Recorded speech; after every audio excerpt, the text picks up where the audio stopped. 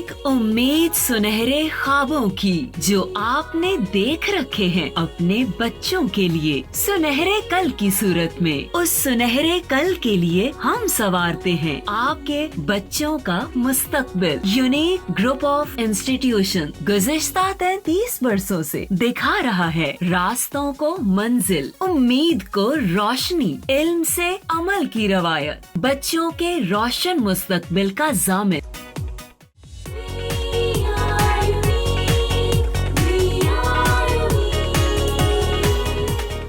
बिस्मिल्लाहिर्रहमानिर्रहीम। अस्सलामु अलैकुम तमाम students, my name is Mohammad Tariq और आज हम 10th क्लास केमिस्ट्री का लेक्चर नंबर 74 डिस्कस करेंगे। स्टूडेंट्स, आपको पता है कि हमने एक न्यू चैप्टर कल स्टार्ट किया था, इसका नेम क्या था, दी एटमॉस्फेयर। तो उसमें हमने उसकी जो बेसिक्स चीज़ें थी वो डिस्कस की थी।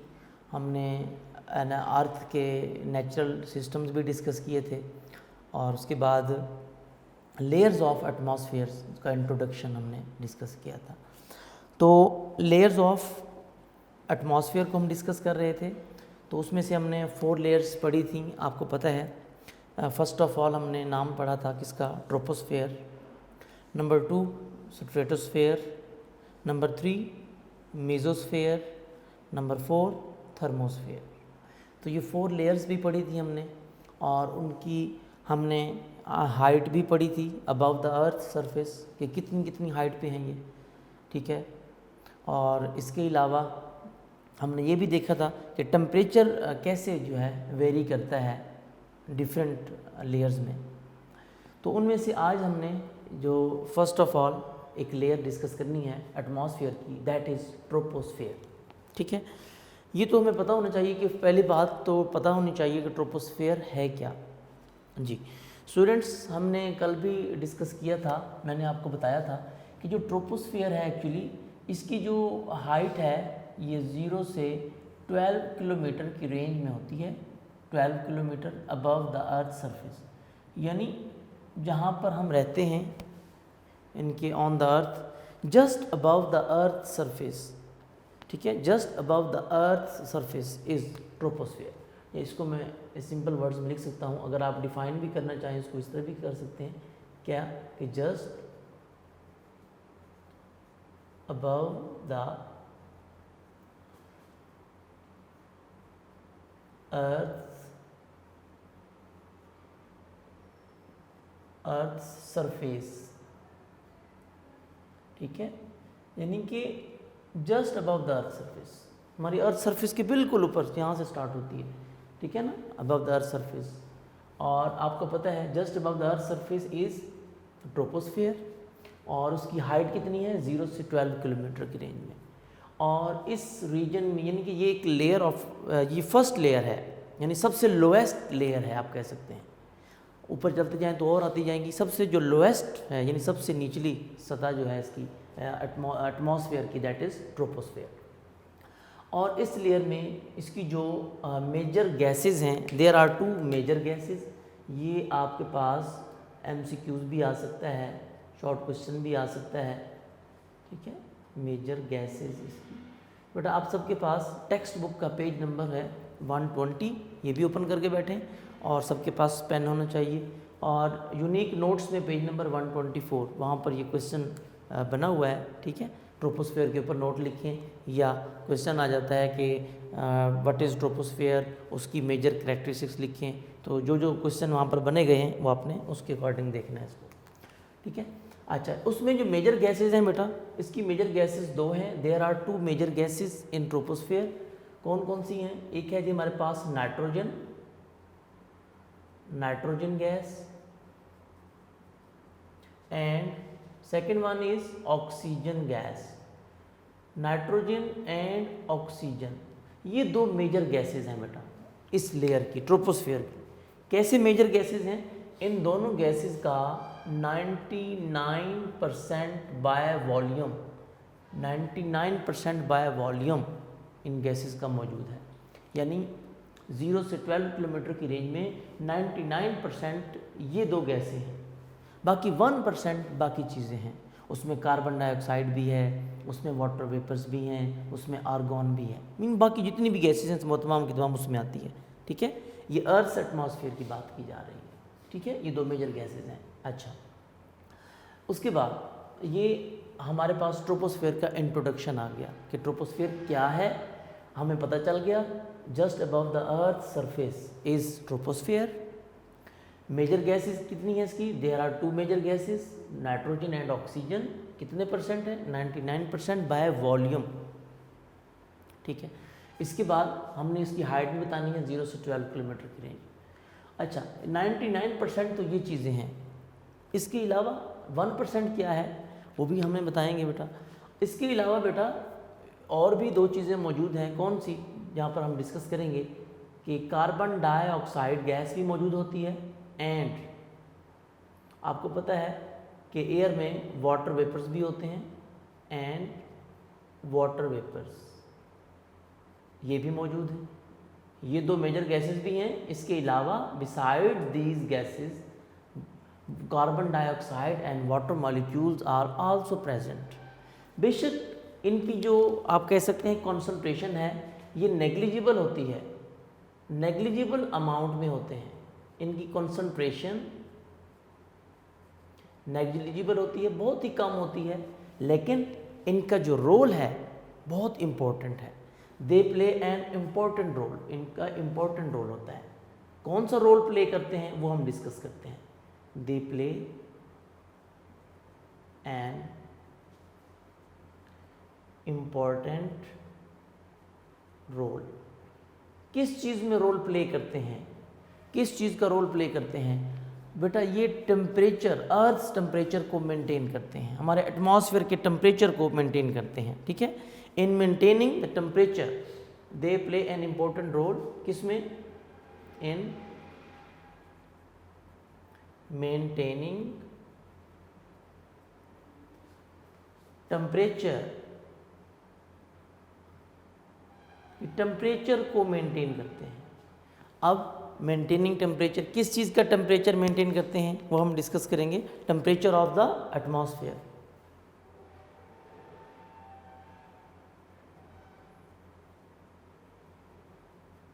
टेम्परेचर ऑफ द एटमॉस्फेयर, यानी ये एटमॉस्फेयर के टेम्परेचर को मेंटेन करते हैं। क्लियर होगी बात? एटमॉस्फेयर के टेम्परेचर को मेंटेन करते हैं। अच्छा, कैसे मेंटेन करते हैं? अब ये क्वेश्चन है।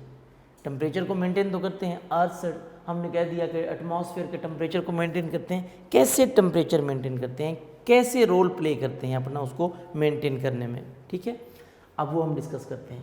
बेटा carbon dioxide and water vapours, इनकी अपनी एक लेयर होती है। इसको मैं आपको ज़रा एक मैकेनिज़्म से समझा देता हूँ। इनकी अपनी एक लेयर होती है कार्बन डाइऑक्साइड की एंड किसकी? Water molecules. ये just above the earth surface, earth surface से ऊपर कुछ हाइट पे इसकी लेयर होती है। कौन सी? ये लेयर है, दैट इज़ आप कह सकते हैं कि layer of carbon dioxide and water molecules. ये लेयर है इसकी। ठीक है, ये कार्बन डाइऑक्साइड की और किसकी लेयर है? वाटर मॉलिक्यूल्स की एक लेयर होती है। अब ये लेयर कैसे टेम्परेचर को मेंटेन करती है, समझने वाली बात है बेटा। अब इस तरह होता है बेटा, आपको पता है कि ये सपोज दिस इज सन, यहाँ पर मैं लिख देता हूँ, ये सन है। आपको पता है सन से जो लाइट आती है, जो रेडिएशंस आती हैं, वो कौन सी रेडिएशंस होती हैं? अल्ट्रा वायलेट रेडिएशंस होती हैं। जो सन से लाइट आ रही होती है ना, ये रेडिएशंस आ रही होती हैं, वो कौन सी होती हैं? वो होती हैं अल्ट्रा वायलेट रेडिएशंस। ये देखिए, ये अल्ट्रा वायलेट रेडिएशन, जिसको मैं लिख देता हूँ यूवी। यूवी का मतलब है अल्ट्रा वायलेट। ठीक है ना, यूवी यानी अल्ट्रा वायलेट रेडिएशन जिसको बोलते हैं। इसको आमतौर पर विजिबल लाइट भी कहा जाता है, विजिबल लाइट। ठीक है, यूवी विजिबल भी कह देते हैं हम, अल्ट्रा वायलेट विजिबल। ठीक है, सिंपली हम इसको यूवी कह देते हैं, अल्ट्रा वायलेट। जो सन से रेडिएशन आ रही होती हैं, ये क्या होती हैं? Ultra violet radiation. सन से जो अल्ट्रा वायलेट रेडिएशन आती हैं वो इस लेयर में से, ये जो लेयर है किसकी लेयर है? Carbon dioxide plus water H2O, ये लेयर है। यहाँ पर मैं लिख देता हूँ, ये लेयर है। इसमें से ultraviolet radiations easily pass हो जाती हैं। क्यों? क्योंकि जो अल्ट्रा वायलेट रेडिएशंस आ रही होती हैं, इनकी वेवलेंथ शॉर्टर होती है, ये हाईली पेनिट्रेटिंग होती हैं। ये इजीली इस लेयर में से पास हो जाती हैं। जब इस लेयर में से पास हो जाती हैं तो कहाँ पे गिरती हैं? आपको पता है इस लेयर में से पास होकर यहाँ पे मैं सपोज करें बना देता हूँ, ये जी ये अर्थ है, ये द अर्थ, ये अर्थ तक पहुँच जाती हैं। समझने वाली बात है बेटा, इसको ज़रा ध्यान से समझिएगा।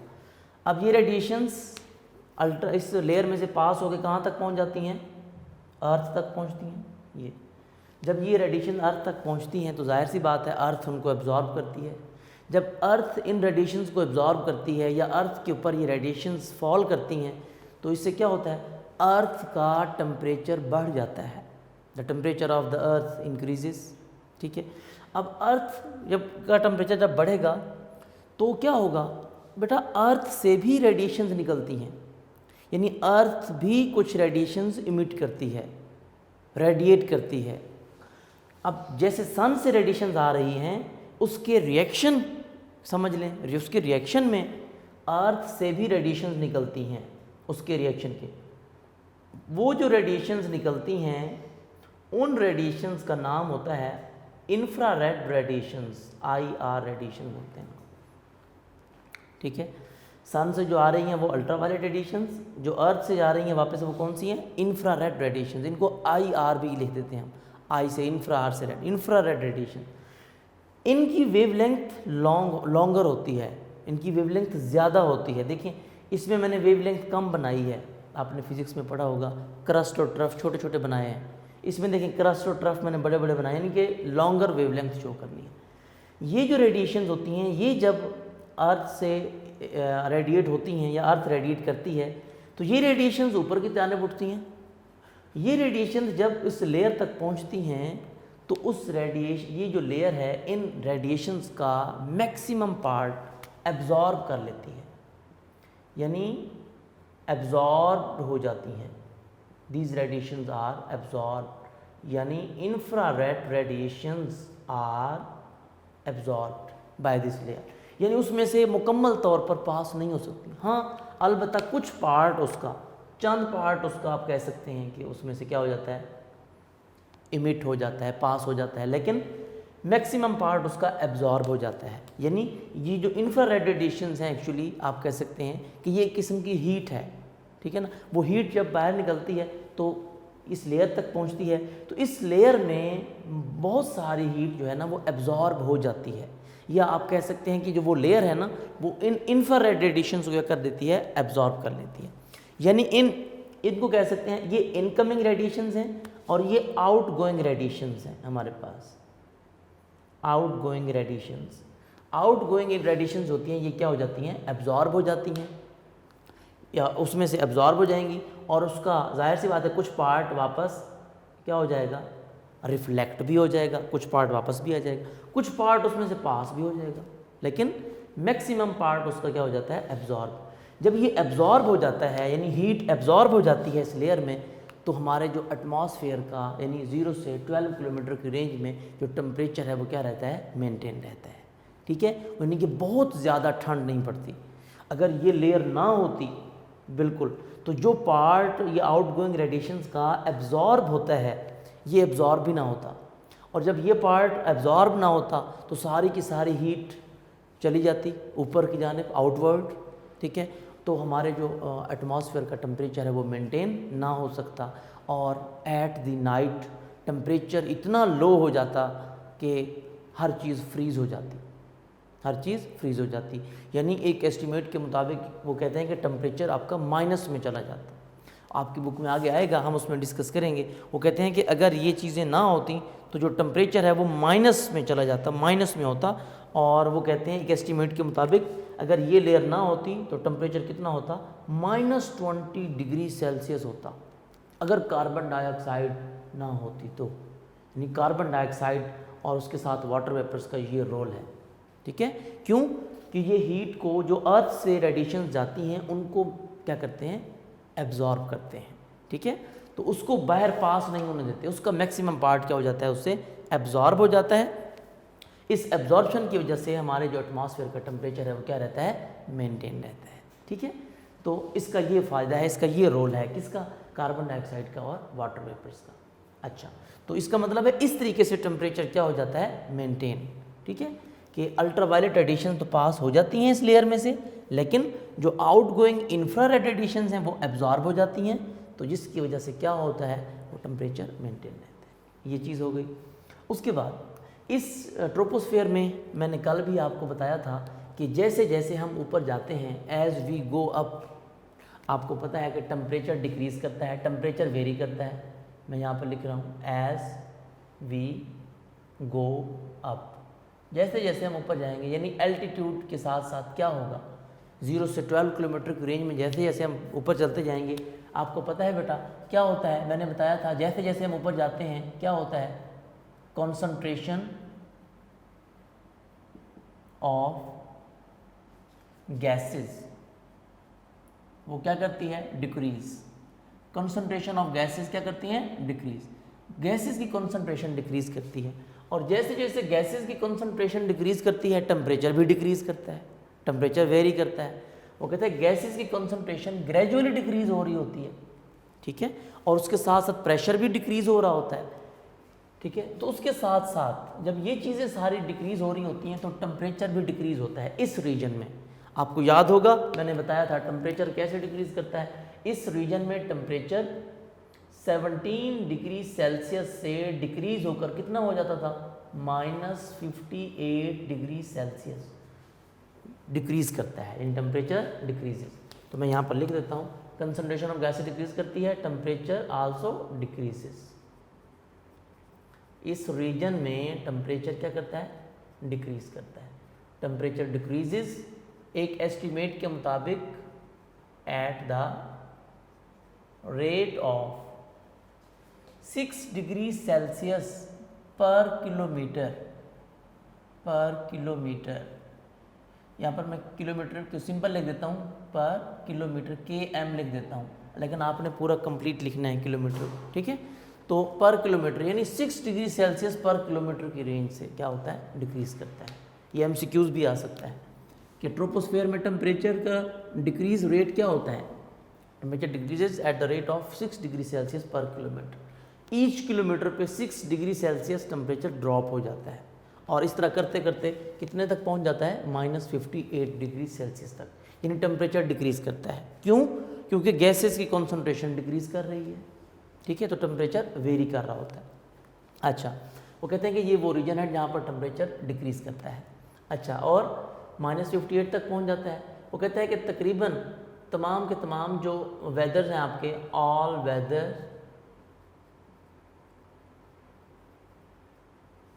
वेदर्स अकर इन दिस रीजन,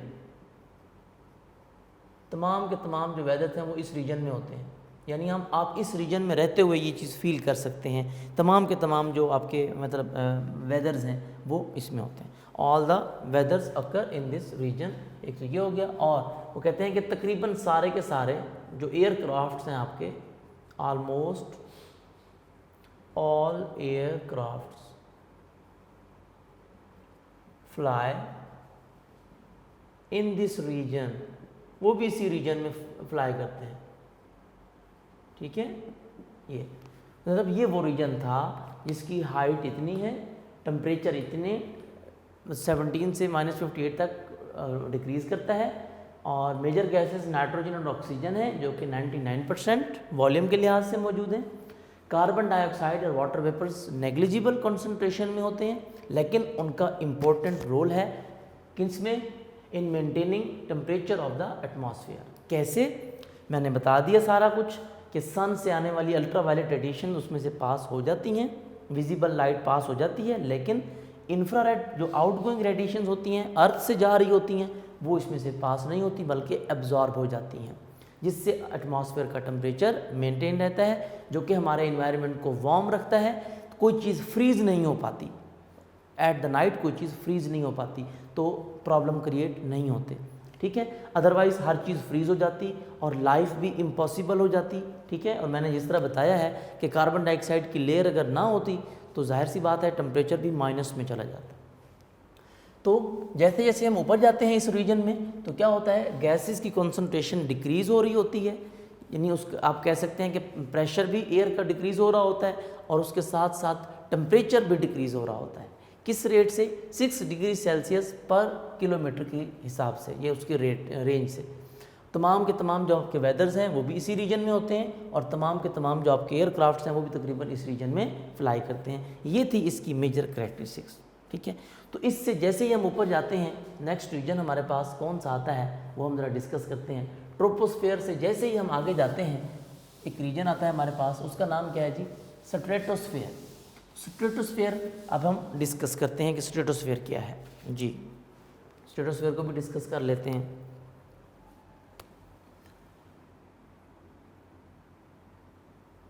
जैसे ही ट्रोपोस्फेयर से हम ऊपर जाएंगे, स्ट्रेटोस्फेयर से ऊपर जैसे ही जाएंगे, जो रीजन आएगा उसका नाम क्या होगा? स्ट्रेटोस्फेयर से ऊपर वाले रीजन का नाम क्या होगा जी? ट्रोपोस्फेयर से ऊपर वाले रीजन का नाम होगा स्ट्रेटोस्फेयर। ये दूसरा रीजन है, इसको जो डिस्कस करते हैं ये भी बहुत इंटरेस्टिंग है। स्ट्रेटोस्फेयर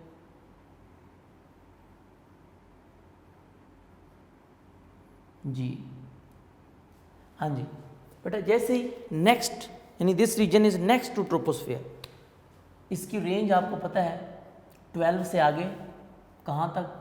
12 किलोमीटर से 50 किलोमीटर की रेंज। इस रेंज में ये वो चीज़ें हैं जो कि ऑलरेडी हमने कल डिस्कस की थी, मैंने आपको इसमें छोटी छोटी बातें बताई थी, ठीक है। अच्छा, 12 से 50 किलोमीटर की रेंज में जो रीजन है उसका नाम क्या है? स्ट्रेटोस्फेयर। ये क्या कब आता है? Next to troposphere, next to, यानी जैसे ही हम ट्रोपोस्फेयर से आगे जाएंगे, नेक्स्ट टू ट्रोपोस्फेयर, उस रीजन का नाम होगा स्ट्रेटोस्फेयर,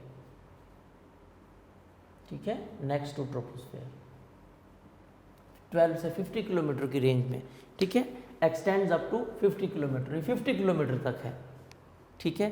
अच्छा, 50 किलोमीटर तक जो है ये नेक्स्ट ट्रोपोस्फेयर, उसका नाम स्ट्रेटोस्फेयर है। और आपने ये भी देखा था बेटा कि इस रीजन में टेम्परेचर क्या करता है? इंक्रीज़ करता है। इसमें टेम्परेचर डिक्रीज़ कर रहा था, इस रीजन में यानी ट्रोपोस्फेयर में तो टेम्परेचर क्या करता है? डिक्रीजेस, ठीक है, टेम्परेचर डिक्रीज करता था। जबकि स्ट्रेटोस्फेयर में टेम्परेचर क्या करता है? इंक्रीज। तो यहाँ पर हम लिखते हैं टेम्परेचर इंक्रीज करता है। कैसे इंक्रीज करता है? -58 डिग्री सेल्सियस से इंक्रीज होके 2 डिग्री सेल्सियस तक पहुँच जाता है। ये दिस इज द टेम्परेचर, यानी आप कह सकते हैं टेम्परेचर इंक्रीजेस, ये वेरिएशन है, ठीक है। पहले रीजन में टेम्परेचर डिक्रीज करता है with altitude, as we go up with the increase of altitude. इस रीजन में टेम्परेचर डिक्रीज कर रहा था, लेकिन इस रीजन इसमें टेम्परेचर डिक्रीज कर रहा था 17 से डिक्रीज हो गए -58 तक। एज वी गो अप यानी with the increase of altitude temperature decreases in this region, यानी in troposphere. But in stratosphere temperature increases. कैसे? जैसे जैसे हम ऊपर की तरफ मूव करेंगे 12 किलोमीटर से 50 किलोमीटर की तरफ, टेम्परेचर -58 से इंक्रीज होके 2 डिग्री सेल्सियस तक पहुंच जाएगा। वो कहते हैं टेम्परेचर इंक्रीज कर रहा है, इसकी वजह क्या है, इसकी रीज़न क्या है? टेम्परेचर इंक्रीज तो कर रहा है, स्ट्रेटोस्फेयर में अचानक टेम्परेचर इंक्रीज होने की रीजंस क्या है? क्यों इंक्रीज करता है? What is the reason behind it? Why the temperature increases in stratosphere? Question आ सकता है, आपको पता होना चाहिए बेटा। 12 से 50 किलोमीटर की रेंज है, यहाँ पर हमने मेंशन की है। आपको पता होना चाहिए कि जो हमारे स्ट्रेटोस्फेयर का रीजन है, इसके अंदर कौन सी चीज़ मौजूद है? ओजोन लेयर प्रेजेंट है। यानी कि इसकी रीज़न क्या है? Because ozone layer is present, यानी it is because presence of ozone layer. Stratosphere के अंदर ओजोन लेयर होती है, ओजोन लेयर होती है। तो ओजोन लेयर से टेम्परेचर क्यों बढ़ता है, ऐसी क्या ख़ास बात है, ठीक है, कि इसमें ओजोन लेयर में टेम्परेचर जो है वो इंक्रीज़ करता है। बेटा आपको बताता चलो कि जो स्ट्रेटोस्फेयर है ना, स्ट्रेटोस्फेयर के जो रीजन है इसको डिवाइड किया गया फर्दर कितने 3 पार्ट्स में, इसके 3 हिस्से बनाए गए। एक पार्ट को नाम दे दिया गया जी कौन सा, अपर स्ट्रेटोस्फेयर, एक अपर स्ट्रेटोस्फेयर है, दूसरा बना दिया जी मिड स्ट्रेटोस्फेयर, ये मिड ऑफ द स्ट्रेटोस्फेयर बना दिया, यानी मिडिल स्ट्रेटोस्फेयर कहते हैं आप इसको, ये मिडिल स्ट्रेटोस्फेयर, ये मिडिल स्ट्रेटोस्फेयर रीजन, और सबसे नीचे लोअर स्ट्रेटोस्फेयर।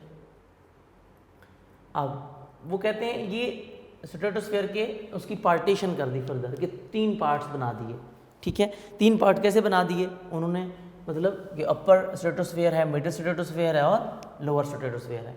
अब होता क्या है, वो कहते हैं कि जैसे ही सनलाइट आती है, आपको पता है वो सबसे पहले कहाँ पे फॉल करेगी, अपर स्ट्रेटोस्फेयर पे। कहाँ पे फॉल करेगी, अपर स्ट्रेटोस्फेयर पे। तो जब अपर स्ट्रेटोस्फेयर के ऊपर सनलाइट फॉल करेगी तो क्या होगा, अब देखिए इसको हम 1 बाय 1 डिस्कस करते हैं। अब देखिए वो कहते हैं कि आपके पास suppose this is ozone layer, ये हमारे पास ओजोन लेयर है, ठीक है। वो कहते हैं जैसे ही सनलाइट आती है सबसे पहले कहाँ पे फॉल करेगी, यहाँ से अगर सनलाइट आती है, सपोज दिस इज सन, यहाँ से जो सनलाइट आती है उस अल्ट्रावायलेट रेडिएशन सबसे पहले किसके ऊपर फॉल करेगी, ओजोन लेयर के ऊपर। This is ozone layer, this is ozone layer, ठीक है। आपको पता है बेटा ओजोन लेयर का काम क्या होता है कि जो हार्मफुल अल्ट्रावायलेट रेडिएशन सन से आ रही होती हैं उनको एब्जॉर्ब करती है, उनको फिल्टर करती है, ठीक है। तो ओजोन लेयर क्या करती है, जो सन से लाइट आ रही होती है, कौन सी लाइट, अल्ट्रावायलेट रेडिएशंस, इन अल्ट्रावायलेट रेडिएशंस को एब्जॉर्ब करती है, यानी यहाँ पर एब्जॉर्प्शन होगी। अल्ट्रावायलेट रेडिएशंस क्या हो जाएंगी, एब्जॉर्ब हो जाएंगी। इसको मैं इरेज कर देता हूँ, जैसे मैंने आपको समझाया है कि ये 3 पार्ट्स स्ट्रेटोस्फीयर के बना दिए, उसको भी हम डिस्कस करते हैं फिर। अच्छा जी, अल्ट्रावायलेट रेडिएशंस क्या हो जाती हैं, एब्जॉर्ब हो जाती हैं, ये उनको एब्जॉर्ब करती है ओजोन लेयर। तो जब अल्ट्रावायलेट रेडिएशन एब्जॉर्ब होती हैं तो जाहिर सी बात है कहाँ पे एब्जॉर्ब होंगी, सबसे पहले कौन सा रीजन एब्जॉर्ब करेगा, अपर रीजन। तो अपर यहाँ पर मैं लिख देता हूँ, यानी कि ऊपर वाला जो पार्ट है इसका अपर स्ट्रेटोस्फीयर में क्या होगा कि जब सनलाइट फॉल करेगी अपर रीजन पे, ओजोन लेयर के ऊपर वाले हिस्से पे, तो वो क्या करेगा, उसको एब्जॉर्ब करेगी। ओजोन लेयर अल्ट्रावायलेट रेडिएशंस को एब्जॉर्ब करती है।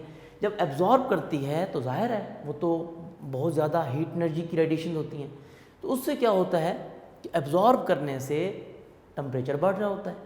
क्यों, कैसे, एक तो टेम्परेचर बढ़ेगा क्योंकि सनलाइट डायरेक्ट फॉल कर रही होती है ओजोन पे। जब ओजोन के ऊपर डायरेक्ट फॉल करती है तो टेम्परेचर बढ़ता है। ज़ाहिर है सनलाइट सबसे ऊपर अपर स्ट्रेटोस्फीयर पे फॉल कर रही है, तो जिससे क्या होता है, प्रेजेंस ऑफ ओजोन लेयर की वजह से क्या होती है, टेम्परेचर इंक्रीज़ करता है। क्यों इंक्रीज़ करता है, टेम्परेचर के इंक्रीज़ करने की वजह क्या है, क्योंकि एब्जॉर्प्शन हो रही होती है वहाँ पे, क्योंकि ozone layer absorbs ultraviolet radiations, वो अल्ट्रावायलेट रेडिएशंस को एब्जॉर्ब करती है, इसी वजह से टेम्परेचर क्या करता है, इंक्रीज़ करता है अल्ट्रावायलेट रेडिएशंस की एब्जॉर्प्शन की। और क्या होता है जब सनलाइट, वो ओजोन का मॉलिक्यूल होते हैं, ज़ाहिर है O3 आपको पता है ओजोन होता है। ओजोन जब उसके ऊपर अल्ट्रावायलेट रेडिएशन UV रेडिएशन जब फॉल करती हैं, या जब ओजोन के मॉलिक्यूल अल्ट्रावायलेट रेडिएशन को एब्जॉर्ब करते हैं, तो क्या होते हैं, एब्जॉर्ब करने से उनका टेम्परेचर बढ़ जाता है। जब टेम्परेचर बढ़ता है तो ओजोन मॉलिक्यूल के अंदर जो इंटरमॉलिक्यूलर फोर्सेस हैं वो वीक हो जाती हैं और ओजोन का मॉलिक्यूल टूट जाता है, ब्रेक डाउन हो जाता है। किसमें, O2 में और O में। O2 से मुराद oxygen molecule and oxygen atom. In other words you can say oxygen diatomic oxygen and monoatomic oxygen. Di mean 2, mono mean 1। Diatomic oxygen में और मोनोटॉमिक ऑक्सीजन। पहले ट्राइएटॉमिक होता है जब अल्ट्रा वायलेट रेडिएशंस उसके ऊपर फॉल करती हैं या वो अल्ट्रा वायलेट रेडिएशंस को एब्जॉर्ब करता है मॉलिक्यूल, तो क्या डिकम्पोज होके, ब्रेक डाउन होके डिसोसिएट हो जाता है, किस में, O2 में और O में। यानी कि आप कह सकते हैं कि अपर स्ट्रेटोस्फेयर में क्या हो रही होती है, डिकम्पोजिशन हो रही होती है। ओजोन की क्या हो रही होती है, डिकम्पोजिशन। यहाँ पर डिकम्पोजिशन हो रही होती है क्योंकि सनलाइट फॉल कर रही होती है, जिसकी वजह से क्या हो रहा होता है, टेम्परेचर इंक्रीज कर रहा होता है। ठीक है, क्यों, एब्जॉर्प्शन हो रही होती है। अच्छा, वो कहते हैं अपर के बाद जैसे ये मॉलिक्यूल टूटते हैं, टूटने के बाद बिल्कुल नीचे टूट कर नीचे आ जाते हैं, कहाँ पर, मिडिल में, मिड ऑफ द स्ट्रेटोस्फेयर में। अब मिडिल रीजन में आ जाएंगे, मिडिल स्ट्रेटोस्फेयर में आ जाएंगे। यही दो चीज़ें, यही मॉलिक्यूल जो टूटा था, डिकम्पोज हुआ था, किसमें, O2 में और O में। यानी ये दोनों चीज़ें, diatomic oxygen O2 plus monatomic oxygen, mid of stratosphere में आ जाएंगे, क्योंकि मिड में टेम्परेचर थोड़ा लो होता है, सबसे ऊपर ज़्यादा होता है और दरमियान में टेम्परेचर कुछ लो होता है। तो जब टूट कर नीचे आते हैं, मिड ऑफ स्ट्रेटोस्फेयर में या मिडिल में आते हैं, वहाँ आकर ये दोबारा रिकम्बाइन हो जाते हैं। कैसे, O2 और O दोबारा मिलकर क्या बना देते हैं, O3, ओजोन दोबारा बन जाती है। यानी ऊपर फॉर्मेशन हो रही है और नीचे क्या हो रही है, ऊपर डिकम्पोजिशन हो रही है और नीचे क्या हो रही है, फॉर्मेशन। मिड में क्या हो रही होती है, इसकी फॉर्मेशन हो रही होती है, ये यहाँ पर ओजोन बन रही होती है। ठीक है, यानी ऊपर टूटती जाएगी और मिड में आके दोबारा बनती जाएगी। आप कहेंगे ऊपर क्या होती है, डिसोसिएशन होती है और नीचे दोबारा एसोसिएशन होती है। ऊपर डिसोसिएट होता है मॉलिक्यूल और नीचे एसोसिएट होके एक ओजोन दोबारा बना रहा होता है। ठीक है, क्यों, उसकी वजह। अच्छा, दूसरी बात यहाँ बताऊँ आपको कि फॉर्मेशन जब होती है, ये फॉर्मेशन ऑफ ओजोन मॉलिक्यूल, ये भी एक एक्सोथर्मिक रिएक्शन है। इस फॉर्मेशन के दौरान भी ये भी एक एक्सोथर्मिक प्रोसेस है, एक एक्सोथर्मिक रिएक्शन है, फॉर्मेशन ऑफ ओजोन। लो जी, पहली बात तो ये थी कि अल्ट्रावायलेट रेडिएशन एब्जॉर्ब हो रही थी, टेम्परेचर क्या कर रहा था, इंक्रीज। ये टेम्परेचर इंक्रीज कर रहा है, किसकी वजह से, एब्जॉर्प्शन की वजह से। दूसरी बात, चलें, एब्जॉर्प्शन की वजह से डिकम्पोजिशन हो रही है, ठीक है। अब फॉर्मेशन की वजह से भी हीट रिलीज हो रही है, इस वजह से भी वहाँ का टेम्परेचर ज़्यादा होता है। तो कितनी रीज़न सामने आई, दो। टेम्परेचर इंक्रीज करने की वजह, एक तो प्रेजेंस ऑफ ओजोन लेयर है, ओजोन लेयर की प्रेजेंस से क्या हो रहा है, डिकम्पोजिशन हो रही है। डिकम्पोजिशन क्यों हो रही है, क्योंकि ultraviolet radiations ozone layer absorb कर रही होती है। अल्ट्रा वायलेट रेडिएशन की एब्जॉर्प्शन से टेम्परेचर क्या करता है, राइज करता है, -58 से राइज करके बढ़ के कितना हो जाता है, 2 डिग्री सेल्सियस। ठीक है। अच्छा, दूसरी बात, जब अपर लेयर में, अपर स्ट्रेटोस्फेयर में डिकम्पोजिशन होती है ओजोन की, और वो डिकम्पोज होके किस में, डाई एटॉमिक ऑक्सीजन और मोनोटॉमिक ऑक्सीजन में क्या हो जाता है, कन्वर्ट हो जाता है। यानी ऑक्सीजन मॉलिक्यूल में और ऑक्सीजन एटम में ब्रेक डाउन हो जाता है। फिर क्या होता है, जैसे ही वो मॉलिक्यूल टूटता है ओजोन का, वो टूटने के बाद बिल्कुल नीचे आ जाता है, मिड ऑफ स्ट्रेटोस्फेयर में आ जाता है, मिडिल स्ट्रेटोस्फेयर में आ जाता है। वहाँ पे आकर क्या करता है, टेम्परेचर वहाँ का थोड़ा कम होता है, इसीलिए वहाँ पर यही दोनों चीज़ें दोबारा कंबाइन होके, मतलब दोबारा रिएक्शन करके क्या बना देते हैं, ओजोन का एक मॉलिक्यूल बना देते हैं। ठीक है, जिससे क्या होता है, ये फॉर्मेशन ऑफ ओजोन भी एक एक्सोथर्मिक रिएक्शन है। ठीक है। अच्छा, बाकी बचा सबसे, आप कह सकते हैं कि लोअर रीजन, मिडिल भी हो गया। अब लोअर जो पार्ट होता है ओजोन का, लोअर रीजन, उसमें क्या होता है, उसमें ना ही मोनोटॉमिक ऑक्सीजन होती है, ना ही ओजोन की फॉर्मेशन होती है, ना ही डिकम्पोजिशन होती है। यानी लोअर रीजन में कुछ भी नहीं होता, आप ये कह सकते हैं, क्योंकि इसमें क्या होता है कि बहुत ही कम लो अल्ट्रावायलेट रेडिएशंस जो बचती हैं, लो अल्ट्रावायलेट रेडिएशन जो हैं वो इसके ऊपर क्या आती हैं, ये वहाँ पर पहुँचती हैं, very low ultraviolet radiations lower layer तक पहुँचती हैं, जिसकी वजह से मोनो एटॉमिक ऑक्सीजन नहीं बनती, मोनो एटॉमिक ऑक्सीजन नहीं होती, नो मोनोटॉमिक ऑक्सीजन। जब मोनोटॉमिक ऑक्सीजन नहीं होती ना ही फॉर्मेशन होती है, आप कह सकते हैं नो फॉर्मेशन नो डिकम्पोजिशन। तो हम कहते हैं वहाँ पर फॉर्मेशन भी नहीं हो रही और डिकम्पोजिशन भी नहीं हो रही। तो इस वजह से यानी कि आप कह सकते हैं कि वहाँ पर oxygen is not found here and ozone is not found, वहाँ पर ओजोन नहीं बनती। हाँ अलबत्ता आप ये कह सकते हैं क्योंकि मोनोटॉमिक ऑक्सीजन नहीं है तो फॉर्मेशन नहीं होगी। तो सबसे ज़्यादा जो डिकम्पोजिशन है वो कहाँ पे हो रही थी? अपर लेयर में। तो जो लोअर आपका कह सकते हैं स्ट्रेटोस्फीयर है उसमें कोई फॉर्मेशन नहीं हो रही होती, ठीक है, क्योंकि वहाँ पर जो लोअर स्ट्रेटोस्फीयर है वो बहुत लो अल्ट्रावायलेट रेडिएशन क्या करती है? रिसीव करती है। तो ये बेटा हमारा पोर्शन था स्ट्रेटोस्फीयर का, जिसमें मैंने आपको बता दिया कि स्ट्रेटोस्फीयर क्या है। 12 से 50 किलोमीटर टेम्परेचर इसमें क्या करता है? इंक्रीज़ करता है। इंक्रीज़ करने की वजह क्या है? वो ओजोन लेयर की प्रेजेंस है। ओजोन लेयर की प्रेजेंस क्यों है? क्योंकि ओजोन लेयर अल्ट्रावायलेट रेडिएशंस को एब्जॉर्ब करती है, उससे टेम्परेचर राइज करता है। -58 से इंक्रीज़ होकर 2 डिग्री सेल्सियस तक बढ़ जाता है। कैसे? कौन कौन से फिनोमिनाज हो रहे होते हैं? अपर जो स्ट्रेटोस्फीयर का रीजन होता है, सबसे ऊपर वाला स्ट्रेटोस्फीयर, उसमें क्या होता है? डिकम्पोजिशन हो रही होती है ओजोन की। कैसे? ओजोन मॉलिक्यूल जबकि ऊपर जब अल्ट्रावायलेट रेडिएशंस पड़ती हैं तो वो टूट जाता है किस में? O2 में और O में, डायटोमिक ऑक्सीजन में और मोनोटॉमिक में। जैसे ही वो मॉलिक्यूल टूटता है ओजोन का, टूटने के बाद बिल्कुल मिडिल में आता है, वहाँ जाके दोबारा एसोसिएट हो जाता है। एसोसिएट मीन कंबाइन हो जाता है और दोबारा ओजोन बनना शुरू हो जाती है। और ये एक एक्सोथर्मिक रिएक्शन है, इससे भी हीट प्रोड्यूस हो रही होती है, ठीक है। जो लोअर रीजन बचता है इसका, वहाँ पर अल्ट्रावायलेट रेडिएशन बहुत कम आ रही होती हैं, इसलिए वहाँ पर मोनोटॉमिक ऑक्सीजन भी प्रोड्यूस नहीं हो रही होती, तो वहाँ पर कुछ भी नहीं हो रहा होता। आप ये कह सकते हैं कि ना ही कोई फॉर्मेशन हो रही है और ना ही कुछ ज़्यादा डिकम्पोजिशन हो रही है। तो ये बेटा था हमारा आज का बड़ा ही इंटरेस्टिंग और शॉर्ट सा लेक्चर। तो आपने इसको सही तरीके से तैयार करना है और अपना बहुत सारा ख्याल रखिएगा। अल्लाह हाफिज़।